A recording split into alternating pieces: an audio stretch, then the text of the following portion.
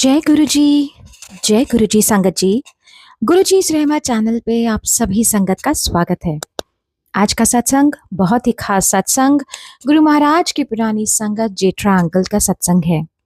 संगत जी, हम सभी जानते हैं हमारे गुरु महाराज महाशिव हैं। महाशिव होने के नाते उनकी तीसरी आंख हमेशा खुली रहती है। उनके दृष्टि से कोई भी नहीं बच सकता। महाराज हर पल हर क्षण हम सभी की रक्षा कर रहे हैं। आज का सत्संग बहुत ही खास सत्संग है। आप सभी से अनुरोध करूंगी इसे बहुत ध्यान से पूरा और अंत तक जरूर सुने। इसे बाकी संगत तक के साथ भी जरूर साझा करें, क्योंकि सत्संग के माध्यम से आपके जीवन के बहुत सारे प्रश्नों के उत्तर आज जरूर मिलेंगे। चैनल पे अगर नए हैं संगत जी तो चैनल को जरूर सब्सक्राइब करें और इसी तरह ताकि आप इसी तरह सुंदर सत्संग आगे भी सुनते रहें। चलिए सुनते हैं आज का सत्संग। जय गुरु जी की प्यारी संगत को मेरा सादर प्रणाम। आज मुझे आपके साथ सत्संग करने का सौभाग्य प्राप्त हो रहा है। हम पे हमारे साथ जो आप बीती है, जो मेहर हम पे गुरु जी ने की है, हम वो बताते हैं। और वो इसलिए कि जो बताता है उसका भी कल्याण है, जो सुनता है उसका भी कल्याण है। सबसे पहले मैं आपको एक दो बातें बता दूं। इस दरबार में, गुरु जी के दरबार में कोई भी तभी आ सकता है जब गुरु जी उसे बुलाए हैं, और उनके बुलाने के अनगिनत तरीके हैं। दूसरा, यहाँ पर सिर्फ दो रिश्ते होती हैं, एक आपका और गुरु जी का, डायरेक्ट 1:1। कोई भी बीच में नहीं आता। आपका माँ बाप, भाई बहन, बाप बेटा, कोई बीच में नहीं आता। गुरु जी का हर एक के साथ 1:1 डायरेक्ट रिलेशनशिप होता है, और बाकी सब हम एक दूसरे के अंकल और आंटी हैं। गुरु जी सबको अंकल और आंटी कहते हैं, और हम भी वही करते हैं। यहाँ तक कि मैं अपनी वाइफ की बात करूँगा तो मैं कहूँगा मेरी आंटी। 1997 में मेरा बड़ा बेटा 24 साल का था। उसको कैंसर हुआ था। उसका यहाँ ऑपरेशन हुआ एम्स में, न्यू दिल्ली में, जो कि इंडिया की one of the finest hospitals है। ऑपरेशन के बाद डॉक्टर्स ने कहा कि अब हम इसकी 9 महीने केमोथेरेपी करेंगे, बहुत स्ट्रांग डोजेस, पर ठीक होता है या नहीं, या अगर ठीक हो गया तो फिर 6-8 महीने या 1 साल बाद फिर हो जाती है, हम कुछ नहीं कह सकते, क्योंकि इस टाइप का कैंसर केमोथेरेपी रेजिस्टेंट है। हमने उसकी बायोप्सी अमेरिका में भी करवाई, और टाटा मेमोरियल हॉस्पिटल बॉम्बे में, जो कि इंडिया की ओल्डेस्ट एंड बेस्ट हॉस्पिटल है फॉर कैंसर, वहाँ पर भी करवाई। उन्होंने कहा इस टाइप का कैंसर तो 2-4 साल के बच्चे को होता है और वो हमेशा मर जाता है। मेडिकल साइंस में इसका कोई जवाब नहीं है, आप बेटे को भूल जाइए। जितना जल्दी आप उसे भुला दें उसके लिए भी अच्छा होगा, और आपके लिए भी। यहाँ तक कि उन्होंने हमें कहा कि कुछ मत कीजिए।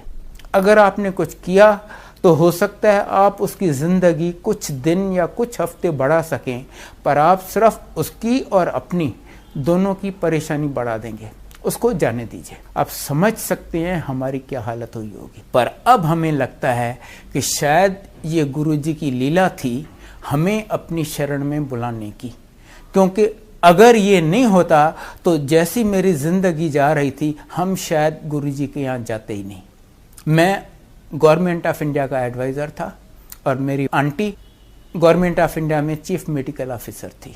जैसे गुरु जी की मर्जी, बेटे के कैंसर होने के लगभग 3 महीने बाद मेरी आंटी के किसी कलीग ने बताया कि ऐसे गुरु जी हैं। तब हम पहली बार गुरु जी की शरण गए। और सच तो ये है कि हम इसलिए नहीं गए कि हमें गुरु जी में कोई बहुत विश्वास था, नहीं, सिर्फ इसलिए कि हम मजबूर थे।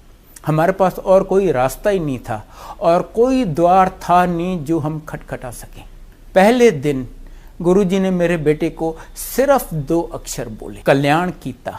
पर उन 2 अक्षरों में हमें क्या कुछ मिल गया, और अभी तक इस पल तक जो मिल रहा है इतना ज़्यादा है कि मुझ में शक्ति नहीं है कि मैं आपको बता सकूं, और आप सोच नहीं सकते। सबसे पहले तो मैं आपको बेटे का बताऊं। लगभग 3 महीने बाद जब उसका CT स्कैन हुआ, एब्सोल्युटली अनबिलीवेबल रिजल्ट कि शरीर में कैंसर का नामो निशान नहीं है। फिर 6-6 महीने बाद फिर 1-1 साल बाद सीटी स्कैन होता रहा और हर बार सेम रिजल्ट कि शरीर में कैंसर का नामो निशान नहीं है।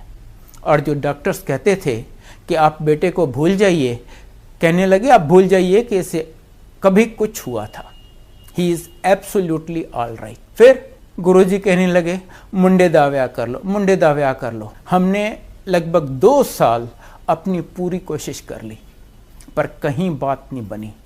गुरुजी कहते रहे और हम कोशिश करते रहे। आखिर एक दिन जब गुरुजी ने मेरी आंटी को बोला मुंडे दा ब्याह कर ले, कहती है गुरुजी लड़की भी आप ही दिलाइए क्योंकि ये हमारे बस का काम नहीं था। गुरुजी ने कहा ठीक है तो पंजाबी कुड़ी दिलवाएंगे, हम सिंधी हैं। हमने कहा गुरुजी न्यूज़पेपर में ऐड दें, क्या करें, कैसे होगा? कहते हैं नहीं नहीं चुप करके बैठ जाओ, घर बैठे कुड़ी आ जाएगी। अब हमें और क्या चाहिए, हम भी चुप करके बैठ गए। लगभग 2 साल बीते, जैसे गुरुजी ने कहा था घर बैठे पंजाबी कुड़ी आ गई। आप सोच रहे होंगे ये कैसे हुआ। बेटा कंप्यूटर इंजीनियर है, दिल्ली में लोधी रोड पे CGO कॉम्प्लेक्स है जहाँ पर गवर्नमेंट ऑफ इंडिया के बहुत ऑफिसेस हैं, ये भी वहाँ पर काम करता है। एक दिन वो कैंटीन में बैठा हुआ था, एक लड़की आई, अच्छे खासे गुड फैमिली की, पढ़ी लिखी, MCA। पहले तो इससे किसी कलीग के बारे में पूछा कि मैंने उसके अंडर ट्रेनिंग की है, अब वो कहाँ है। इसने बताया कि नहीं उसको, वो तो ये ऑफिस छोड़ के चला गया है। फिर वो 1-2 बार मिली, उसके बाद एक दिन उसको कहती है कि मेरे पेरेंट्स आपके पेरेंट्स से मिलना चाहते हैं मैट्रिमोनियल के लिए। इसने बताया कि देखो ये मेरी हिस्ट्री है, मुझे इस टाइप का कैंसर हो चुका है, आज मैं गुरुजी की कृपा से ठीक हूँ पर मैं सच्चाई तुमसे छुपाना नहीं चाहता। कहती है कोई बात नहीं। उसके पेरेंट्स हमारे यहाँ आए, प्रपोज किया, हमने गुरुजी से पूछा, गुरुजी कहते हैं हाँ कर लो ब्याह। शादी हो गई। शादी के बहुत जल्द बाद गुरुजी ने मेरे बेटे को कहा अब अपनी फैमिली बढ़ा। तब पता चला कि लड़की को 2-3 प्रॉब्लम्स हैं जिसकी वजह से उसका माँ बनना बहुत मुश्किल है और कैंसर वाले आदमी को तो कभी बच्चा हो ही नहीं सकता। 4 साल इन्होंने पता नहीं कितने स्पेशलिस्ट को कंसल्ट किया, सब ने कहा भूल जाइए, आपको अपना बच्चा होने का सवाल ही नहीं पैदा होता, चाहो तो किसी को गोद ले लो। 31 दिसंबर 2005 को गुरुजी न्यू ईयर्स ईव सेलिब्रेट कर रहे थे बड़े मंदिर में। वो अपने हाथ से प्रसाद दिया करते थे। जब मेरी बहू को प्रसाद दिए, बोले ले तेनू दवाई देती। उसी महीने जनवरी में उसने कंसीव किया। कुछ टाइम बीता, संगत से कोई अनजान आंटी आके उसको कहती है कि गुरुजी ने हमें सपने में कहा है कि तुम्हें जुड़वा बच्चे हैं। अब देखिए उसको नहीं पता, उसके डॉक्टर को नहीं पता, मदर इन लॉ डॉक्टर है उसको नहीं पता, संगत से कोई अनजान आंटी आके बताती है कि तुम्हें जुड़वा बच्चे हैं। फिर प्रेगनेंसी में बहुत सीरियस प्रॉब्लम्स आए, रियली सीरियस। हर बार डॉक्टर्स ने हाथ खड़े कर दिए कि ये हमारे बस का नहीं है, हम कुछ नहीं कर सकते। पहले उसको सीवियर ब्लीडिंग हो गई। डॉक्टर्स ने कहा ऑब्वियसली मिसकैरेज हो रहा है, you take absolute bed rest, even bathroom तक जाना नॉट अलाउड, आगे आपकी किस्मत। हमारे करने लायक कुछ भी नहीं है। इसके बाद बच्चों का प्लेसेंटा माँ से अलग हो गया, मतलब बच्चों को ब्लड सप्लाई, ऑक्सीजन कुछ भी नहीं मिलेगा। डॉक्टर्स ने कहा अब तो अगर कोई 1% 2% उम्मीद थी ना, अब तो वो भी गई, अब तो भूल जाओ इस प्रेगनेंसी को। पर इनकी मेहर के आगे तो कोई जवाब नहीं है। इनकी कृपा देखिए, उस हालत में भी जब बच्चों को ब्लड सप्लाई, ऑक्सीजन कुछ भी नहीं मिल रहा, प्रेगनेंसी चलती रही। वो 22 अक्टूबर को ड्यू थी। गुरुजी ने उसे डेट तक पहले बता दी 21 सितंबर, और 21 सितंबर को उसने जुड़वा बच्चे डिलीवर किए, लड़का और लड़की। गुरुजी मेरे बेटे को कहते हैं देखो मैंने एक झटके में तुम्हारी फैमिली कंप्लीट कर ली, इवन मेरे से तुम्हें फिर नहीं मांगना पड़ेगा। और मेरी आंटी को कहती है आंटी कदी वेख्या है, कदी सुनिया है कैंसर वाले बंदे नू बच्चा हो जाए, मैं तेरी डॉक्टरी फेल कर देती। ये हैं हमारे गुरुजी, साक्षात शिव जी। आप उन्हें शिव जी कहिए, महाशिव कहिए, परमेश्वर कहिए, whatever, he is the ultimate. उनके ऊपर कुछ भी नहीं है, कुछ भी नहीं। शिव पुराण में लिखा है कि शिव जी ने ब्रह्मा, विष्णु और महेश पैदा किए और उनको काम डिवाइड कर दिया। ब्रह्मा जी का काम था सृष्टि की रचना करना, विष्णु जी का उसका धर्म अनुसार पालन पोषण करना, और रुद्र का जब पाप बहुत बढ़ जाए तो सर्वनाश प्रलय कर देना, ताकि नई सृष्टि की धर्म अनुसार रचना हो सके। ब्रह्मा जी से सृष्टि की रचना नहीं हो रही थी।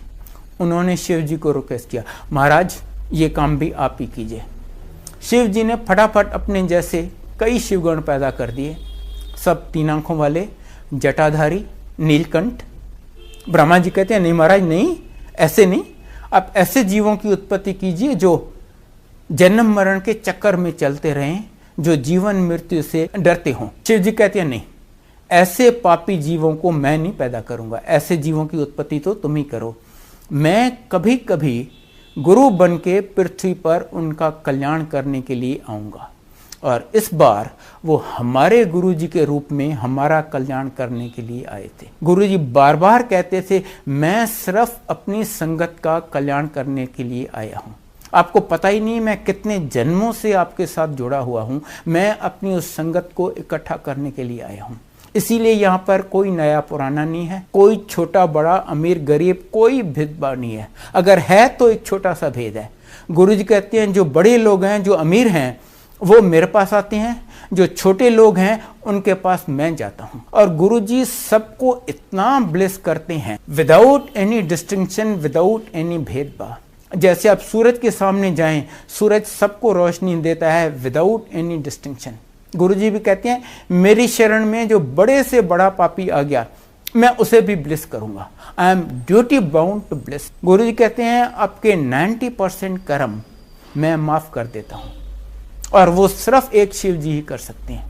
और बाकी 10% भी कहते हैं मैं आपको भुगतवाऊंगा, आपसे वो भी नहीं भुगते जाएंगे। और वो मैं आपसे इसलिए भुगतवाऊंगा ताकि आपका सब जन्मों के लिए अकाउंट क्लियर हो जाए। ना आप इस जन्म में सफर करेंगे, ना और किसी जन्म में। उनके गुण तो इतने हैं कि मैं क्या, अगर मां सरस्वती अब से लेके इटर्निटी तक डिस्क्राइब करे तो भी नहीं डिस्क्राइब कर सकती। पर मैं आपको उनके बारे में कुछ बताता हूं। गुरु जी अपने पूरे जीवन में कभी 1 सेकंड भी नहीं सोए, 1 सेकंड नहीं सोए। कहते थे रब किस तरह सो सकता है, रब सो जाए तो प्रलय ना आ जाए, सृष्टि कौन चलाएगा। संगत से उन्हें बहुत प्यार है। बस जब संगत है वो संगत के साथ बैठे हैं, और हरेक की तकलीफ, मुसीबत, परेशानी, किसी का डायबिटीज, किसी का अर्थराइटिस, किसी का हार्ट ब्लॉकेज अपने ऊपर ले लेते हैं। जब संगत डिस्पर्स हुई तब तप में लगे रहते हैं, और तब से धीरे धीरे उसको वो खत्म करते हैं। वो अजन्मा है, अकाल है, अजूनी है। ना कभी उनका जन्म हुआ है, ना कोई मध्य है, ना कभी अंत होगा। गुरुजी अपने पूरे जीवन में कभी 1 सेकंड भी नहीं सोए, बस संगत के साथ और उनका कल्याण करने में लगे रहे हैं। गुरुजी जब चलते थे उनके पांव जमीन पे नहीं होते थे, वो जमीन से ऊपर चलते थे। हम उनके साथ चल रहे हैं, हमारे जूतों को इतनी मिट्टी लगी हुई है, या बारिश है तो कीचड़ लगा हुआ है। गुरुजी के जूते आप देखेंगे नीचे ऊपर से चमक रहे हैं, क्योंकि वो जमीन को टच ही नहीं करते, उसके ऊपर चलते हैं। एक बार बड़े मंदिर के गेट पे फ्रेश कंक्रीटिंग हुई थी, तो सेवादारों ने दोनों साइड पे 2-2 ईंटें रख के उसके ऊपर एक फटा रखा था कि लोग उससे जाएं, नहीं तो कंक्रीट पे सबके निशान पड़ जाएंगे। गुरुजी आए वहां पर, गुरुजी तो कंक्रीट के ऊपर चले गए। किसी ने देखा, उसने सोचा शायद कंक्रीट सूख गई है, उसने हल्का सा एक उंगली से कंक्रीट को टच किया तो उसके फिंगरप्रिंट्स के निशान कंक्रीट में आ गए। पर गुरुजी चल के गए, कहीं उनका निशान नहीं आया। जो बहुत सिंपल वर्ड्स में कहते हैं कि God is omniscient, omnipresent and omnipotent. हमने वो तीनों गुण गुरुजी में अनेक बार देखे हैं, and in unlimited mayor, unlimited mayor में। मैं आपको कुछ इंस्टेंसेस सुनाता हूँ। पहले ओमनीसेंट का सुनाता हूँ। वो हरेक के मन की हर बात जानते हैं। एक बार उनके यहाँ 3 दोस्त आए एम्पायर स्टेट में, जहाँ गुरुजी संगत करते थे। जब वहाँ से वो निकले, उन्होंने सोचा चलो सीरियस काम बहुत हो गया है, अब थोड़ा एंजॉय करते हैं। वो गए रेस्टोरेंट में, जाके उन्होंने शराब और कबाब ऑर्डर किए। आपने देखा होगा कई लोग यहाँ पर गुरुजी की फ़ोटो लगाते हैं, उन्होंने भी बाय चांस तीनों ने लगाई हुई थी। तो जिसकी तरफ देखें सामने गुरुजी की फ़ोटो देख रही हैं। उन्होंने कहा नहीं ये अच्छा नहीं लगता। तीनों ने अपनी फोटो उतार के चौथी कुर्सी पे उल्टी करके रख दी। उसके बाद फ्री होके शराब और कबाब एंजॉय किए। अगले दिन वो गुरुजी के यहाँ गए। जैसे ही अंदर घुसे, गुरुजी कहते हैं, क्यों अंकल, कल खूब एंजॉय कीते, शराब ते कबाब? हाँ जी गुरुजी। ते की कीता? गुरु ਨੂੰ ऊंधा करके कुर्सी ते रख देता कि हुण गुरु वेख नहीं सकता। और कमलो, मैं ਤੁਹਾਨੂੰ कदी मना कीता है ਇਹੋ ਜਿਹੇ ਕੰਮਾਂ ਤੋਂ? वो मैं उनसे क्या छुपाऊंगा, वो हमारा हर बात हर मोमेंट जानते हैं। द मोमेंट आप उनके सामने जाएं, आपके अगले पिछले सब जन्मों का सीटी स्कैन हो जाता है। He knows everything about you and he is present everywhere. आप उन्हें याद करके तो देखिए, जहां आप उन्हें सच्चे दिल से याद करेंगे, उन्हें अपने बगल में पाएंगे। एक बार दिल्ली में उनका कोई भगत बहुत बीमार था। नेचुरली वो गुरुजी को बहुत याद कर रहा था। अचानक दरवाजे पे नॉक हुई। इन्होंने दरवाज़ा खोला, देखा सामने गुरुजी। बहुत खुश हुए। गुरुजी अंदर आए, उसको ब्लेस किया। उसकी सारी तकलीफ़ें तो वहीं दूर हो गईं। 5-7 मिनट गुरुजी बैठे। जाते वक्त गुरुजी कहते हैं, देखो मुझे छोड़ने कोई नहीं आएगा, मैं खुद चला जाऊंगा और मेरे जाने के 10 मिनट बाद तक कोई ये दरवाज़ा नहीं खोलेगा। उन्होंने वैसा ही किया। 10 मिनट बाद जब उन्होंने दरवाज़ा खोला, उन्होंने सोचा, अरे गुरुजी तो आजकल जलंधर में हैं, वो दिल्ली आए हुए हैं, पता तो लगाएं गुरुजी कहाँ रुके हैं, कल फिर जाके उनकी ब्लेसिंग्स ले लेंगे। उन्होंने जलंधर के मंदिर में फ़ोन किया जहाँ गुरुजी बैठते थे। किसी सेवादार ने फ़ोन उठाया। इन्होंने पूछा, अंकल वो गुरुजी दिल्ली में किसके यहाँ रुके हैं? तो वो कहते, गुरुजी दिल्ली में? गुरुजी तो यहाँ मेरे सामने बैठे हुए हैं। वो हर जगह हैं, हर जगह हैं, सिर्फ अपने भगत को ब्लेस करने के लिए जब जहां वो प्रकट हो जाते हैं। उनसे कोई बात छुपी नहीं है, त्रिकालदर्शी हैं। एक बार उनके यहाँ कोई गया, कहता, गुरुजी आज मैं पहली बार आपके दर्शन कर रहा हूँ। गुरुजी कहते हैं, नहीं, हम 20 साल पहले मिल चुके हैं। उसने जिद किया, नहीं गुरुजी मैं आज पहली बार आपके दर्शन कर रहा हूँ। गुरुजी कहते हैं, याद कर, आज से 20 साल पहले वो जो देहरादून के पास वो फलां जंगल है ना, वहाँ पर कोई महापुरुष बैठा तप कर रहा था। आप वहाँ पर गए, आप 5 फूल लेके गए, वो वहाँ पर रखे, कुछ देर वहाँ बैठे और 2 फल उठाए और एज प्रसाद उनको लेके तुम चल दिए और 3 फल वहीं छोड़ के गए। वो मैं ही तो था जिसके सामने तुम बैठे थे। अब ऐसा इंसिडेंट किसी की जिंदगी में रोज नहीं आता। उसको इमीडिएटली याद आ गया। कहते पर गुरुजी आप तो उस समय तप में लीन थे, आपने तो मुझे आंखें खोली ही नहीं, आपने तो मुझे देखा ही नहीं। गुरुजी कहते, हाँ पर मेरी तीसरी आंख तो खुली थी। आपको पता है शिव जी की 3 आंखें हैं, वो अपनी तीसरी आंख से हमें देख लेते हैं। करने को वो कुछ भी कर लेते हैं। मैंने आपको अपने बेटे का बताया कि कैसे एब्सोल्युटली इम्पॉसिबल केसेस में उसको बच्चे दे दिए। मैं आपको एक और इंस्टेंस बताता हूँ। एक लड़की थी, उसको कोई मेडिकल प्रॉब्लम थी, उसको बच्चा नहीं हो सकता था। नेचुरली उसके पेरेंट्स ने डिसाइड किया कि इसकी शादी कैसे करवाएंगे। एक दिन गुरुजी उनको कहते हैं, ओ कुड़ी दा ब्याह कर लो। उन्होंने सोचा गुरुजी को क्या पता हम क्यों नहीं शादी करवा रहे, सुना अनसुना कर दिया। गुरुजी ने फिर कहा, आखिर इन्होंने गुरुजी को बताया, गुरुजी इसको बच्चा नहीं हो सकता इसीलिए शादी नहीं कर रहे। गुरुजी ने कहा, शादी ब्याह तो करवा लो, बच्चा भी दे देंगे पर एक को ही देंगे। वो बड़े खुश हुए, उन्होंने उसकी शादी करवा दी। इन ड्यू कोर्स वो प्रेग्नेंट भी हो गई। उसको पता था एक ही बच्चा होना है। बहुत एंक्शस थी जानने के लिए कि लड़का है या लड़की है। उसने अल्ट्रासाउंड करवाया, पता चला लड़की है। आप जानते हैं हमारी सोसाइटी, वो ज़रा डिसअपॉइंट सी हो गई कि काश ये लड़का होता, पर गुरुजी को कुछ कहने की हिम्मत नहीं पड़ी। गुरुजी तो जानी जान है। जब वो ऑलमोस्ट ड्यू थी, एक दिन गुरुजी उससे पूछते हैं, ओ हुणते तू खुश है ना? क्या जवाब दे वो? जिसको बच्चा ही नहीं हो सकता, बच्चा हो रहा है, वो ना कैसे बोले? और उसे लड़का चाहिए, लड़की हो रही है, वो हाँ कहना नहीं चाहती थी। उसने बहुत हल्के से बोला, हाँ जी गुरुजी। गुरुजी कहते हैं, क्यों तू खुश नहीं है? कहती है, गुरुजी अगर एक ही बच्चा होना था तो काश वो लड़का होता। गुरुजी कहते हैं, तां की हो गया, उन मुंडा कर देंगे, पर हुण अल्ट्रासाउंड ना करवाएं। और आप विश्वास करेंगे 3 दिन बाद उसने लड़का डिलीवर किया। ये हैं हमारे Guruji. Absolutely anything he can do without his permission Yamraj cannot touch you. पता नहीं कितने मुर्दों को उन्होंने जिंदा किया है, वैसे एक उनमें से मैं भी हूं। आज से 9 साल पहले मैं एम्स के ICCU में डेड डिक्लेयर हो चुका था। माई हार्ट हैड स्टॉप्ड, मेरी पल्स एब्सेंट थी। सिर्फ इनकी कृपा है कि आज मैं आपके सामने खड़ा हूं, मैं बोल रहा हूं। मैं आपको एक और इंस्टेंस सुनाता हूं। एक बार एम्पायर स्टेट में संगत चल रही थी। एक अंकल और आंटी थे, उनको अर्थराइटिस की प्रॉब्लम थी, वो ऐसे नीचे नहीं बैठ सकते थे। वो एंट्रेंस के पास सीढ़ियों में बैठे हुए थे। ऊपर से कंक्रीट का एक भारी गमला अंकल के ऊपर गिरा और अंकल को काफी चोट आई। संगत चल रही थी, गुरुजी बैठे हुए थे अपने सिंहासन पे, पर वो ऐसे बैठे रहे as if nothing has happened. संगत परेशान हो गई। एक तो वो गमला इतना भारी था और इतनी अच्छी तरह रखा हुआ था, गिर नहीं सकता था। दूसरा, गुरुजी बैठे हैं वहां पर अपने भगत के लिए कुछ भी नहीं कर रहे। This nobody ever expected. आखिर संगत से किसी ने एम्बुलेंस बुलाई और उसको हॉस्पिटल भेज दिए। हॉस्पिटल में उन्होंने अश्योर क्या, कहते हैं नहीं जी कोई घबराने वाली बात नहीं है, सुपरफिशियल इंजरीज हैं। फर्स्ट एड के बाद उसको डिस्चार्ज कर दिए। अगले दिन वो अंकल और आंटी फिर एम्पायर स्टेट में आए। गुरुजी उस आंटी को बुलाते हैं, आंटी इधर आ, तू खड़ी होके इन्हानू दस तू कल की व्याख्या सी।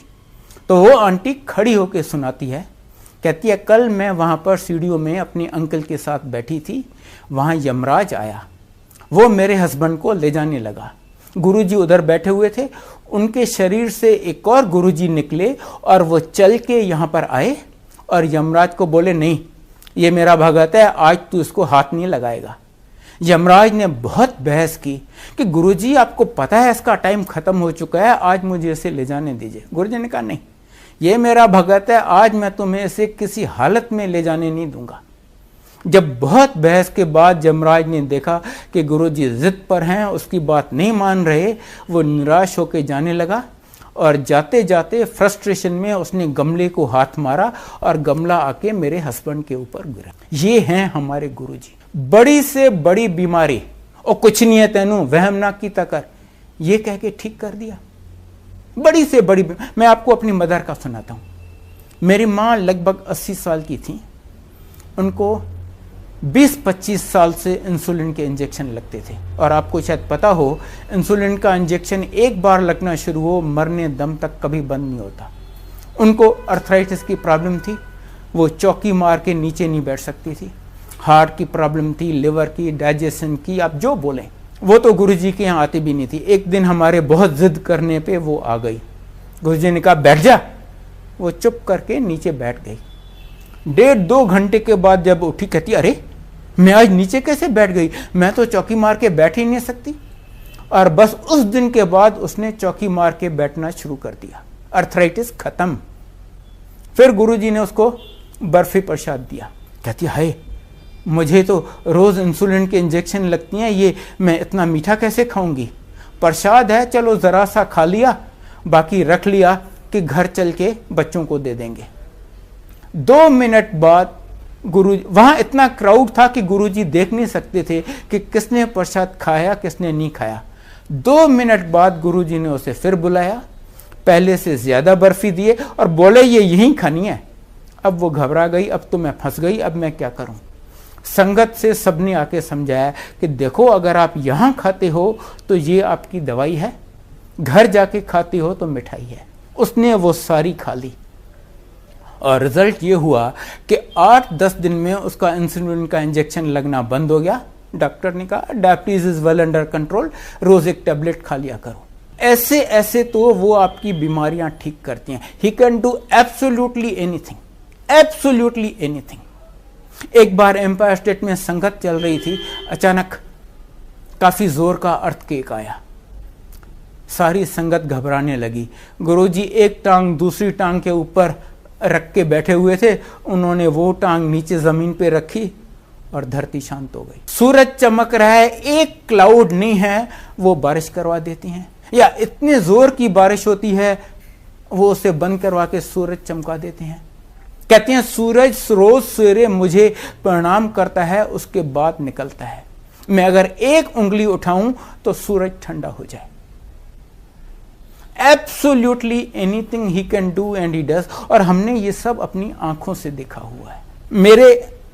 मैं आपको वेरी ब्रीफली बताता हूं कि मुझे उन्होंने क्या दिया है। मुझे उन्होंने बताकर 3 बार नई जिंदगी दी है, जिसमें से एक बार मैंने आपको बताया कि मैं मर चुका था और मुझे उन्होंने रिवाइव किया है। 2 बार उन्होंने मुझे मरने से बचाया है, और बिन बताए तो पता नहीं कितनी बार नई जिंदगी दी है। मेरी आंटी को नई जिंदगी दी है। बड़े बेटे का मैंने आपको बताया कैंसर ठीक किया, वो जो मर रहा था, जिसको हर जगह से जवाब मिल चुका था। छोटे बेटे को नई जिंदगी दी है। दोनों बहुएं उन्होंने दी हैं। जिस मकान में मैं गुड़गांव में रहता हूं, मेरी हैसियत नहीं थी बनाने की, सिर्फ उनकी कृपा से बना है, और बहुत बहुत कुछ दिया है। बताइए, मैं बदले में उन्हें कुछ दे सकता हूं?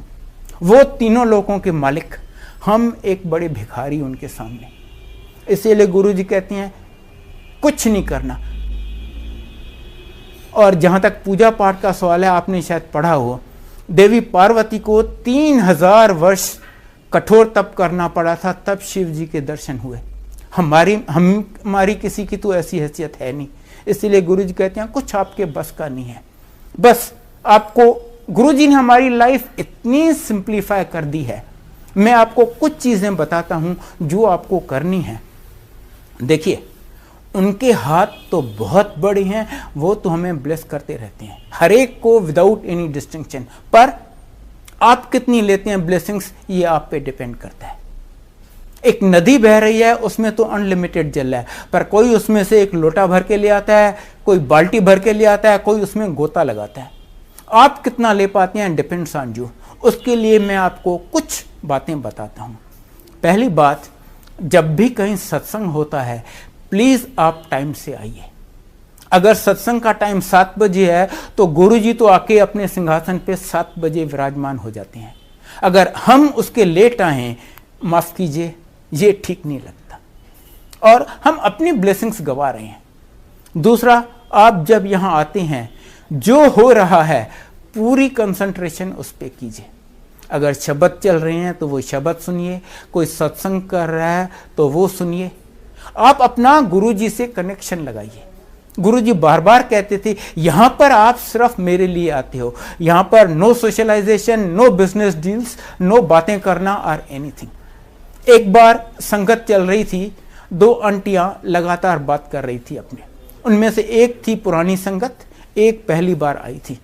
गुरुजी ने एक बार उस पुरानी संगत की तरफ देखा भी, उसे जेंटल हिंट दिया कि देखो तुम ये ठीक नहीं कर रही हो, पर वो बातें करते रहे।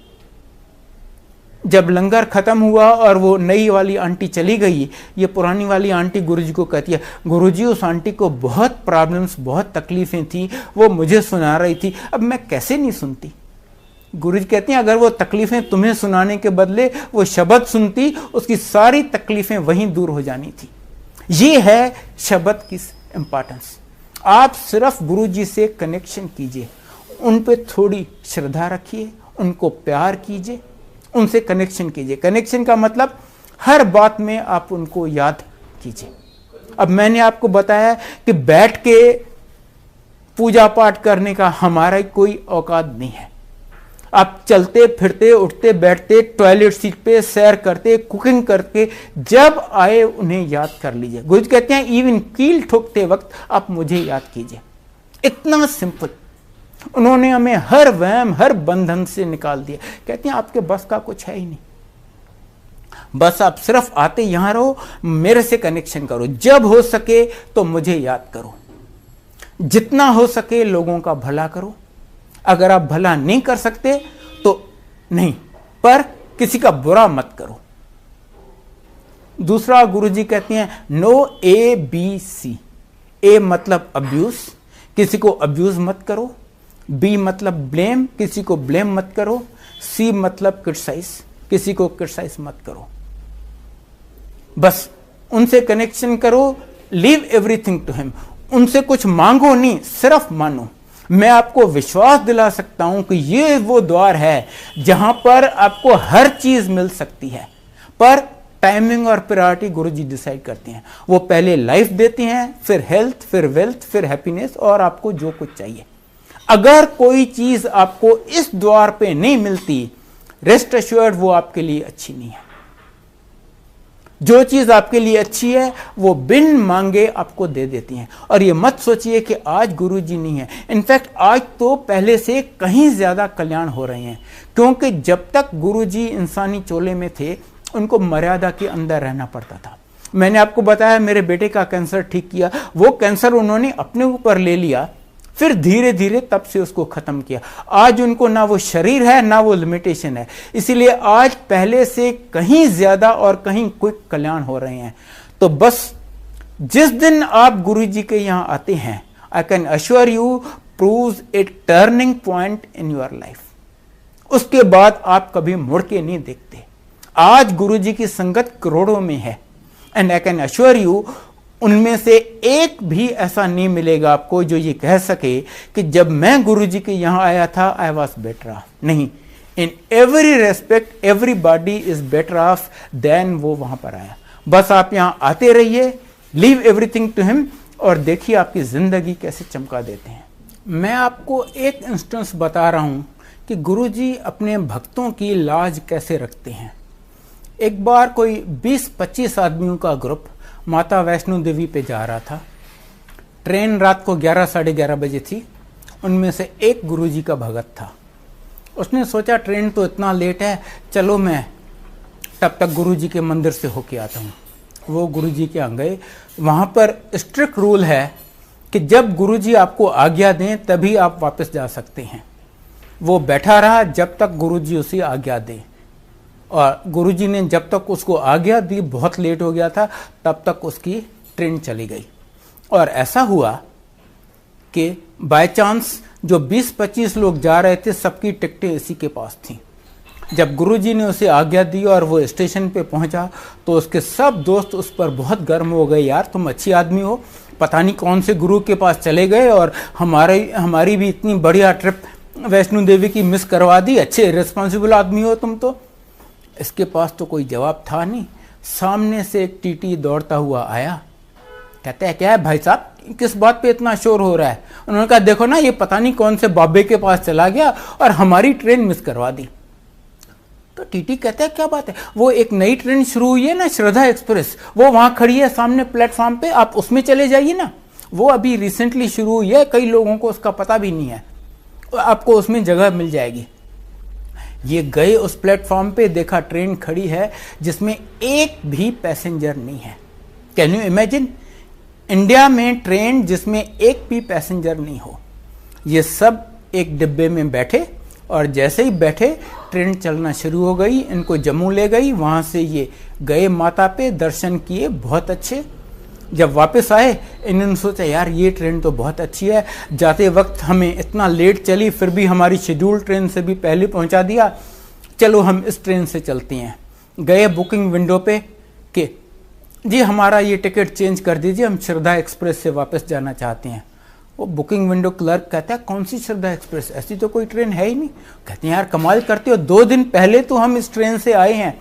कहते हैं जनाब अगर ऐसी कोई ट्रेन होती तो सबसे पहले मुझे ही पता होता, ऐसी कोई ट्रेन नहीं है। उसके बाद ये अपनी नॉर्मल ट्रेन से वापस आए। अगली बार जब ये गुरुजी के यहाँ गया, गुरुजी इसको कहते हैं क्यों अंकल कैसी रही जम्मू की ट्रिप।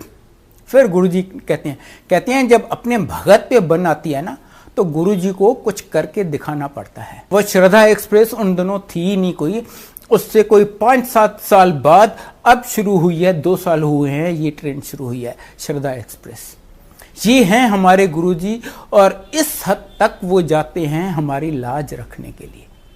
मैं आपको फाइनली एक इंस्टेंस बताता हूँ, रादर 1.5 इंस्टेंस बताता हूँ। एक बार एक आंटी आई उनके पास, कहती है गुरुजी कल मैं मथुरा जा रही हूँ, वहां पर सुना है राधा और कृष्ण की एक इतनी सुंदर मूर्ति है, अगर आप उसकी आंख में आंख डाल के देखो ना आपकी मन की इच्छा पूरी हो जाती है। गुरुजी कहते हैं ये देख, वहीं पर अपने अंदर उसके दर्शन करा दी। कहते हैं सब तो मेरे से ही निकले हैं।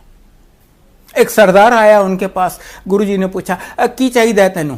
कहते हैं गुरुजी मुझे गुरु नानक देव के दर्शन करवा दो। कहते हैं ये देख, वहीं पर गुरु नानक देव का 10 गुरुओं के दर्शन अपने शरीर में करवा दिए। एक बार वो एम्पायर स्टेट में बैठे थे, संगत का दिन नहीं था, उनके पास 3 सरदार आए, तीनों बहुत 7 फीट से ज़्यादा लंबे। आए, सीधा गुरुजी के कमरे में चले गए। वहाँ गुरुजी ऊपर बैठे हुए थे, ये नीचे बैठ गए। गुरुजी कहते हैं, हाँ जी आपकी क्या सेवा की जाए? कहते हैं, नहीं महाराज, सेवा तो हम करने आए हैं। वो गए किचन में, जाके कन्हा साहब का प्रसाद बना के ले आए, गुरुजी को ऑफर किया, गुरुजी ने भोग लगाया, उसके बाद उन तीनों को दिया एज प्रसाद।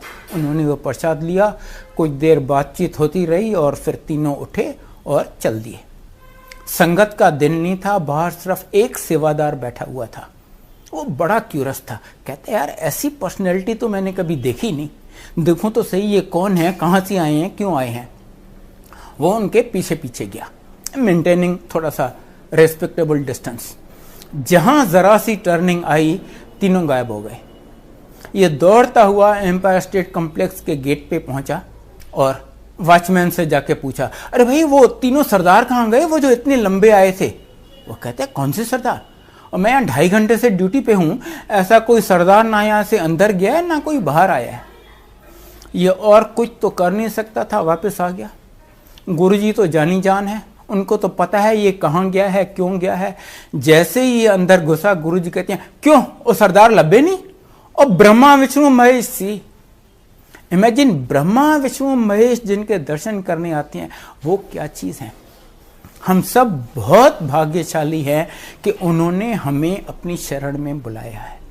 ये सिर्फ उनकी कृपा है, उनकी मेहर है। बस मेरी आपसे यही विनती है कि आप यहाँ आते रहिए और उनकी ब्लेसिंग्स लेते रहिए। गुरुजी कहते हैं, जब आप यहाँ आते हो, आप अपनी अकल और रफल होती है ईगो, इनको बाहर जूतों के साथ छोड़ के आओ, क्योंकि यहाँ जो होता है वो आदमी की सोच या मेडिकल साइंस से परे है। गुरुजी स्टार्स जहाँ मेडिकल साइंस या आदमी की सोच खत्म होती है। बस आप यहाँ आते रहिए, सब उन पे छोड़ दीजिए और देखिए आपकी जिंदगी कैसे चमक जाती है। जय Guruji. Thank you so much uncle, बहुत ही प्यारा सत्संग हम सभी संगत के साथ साझा करने के लिए।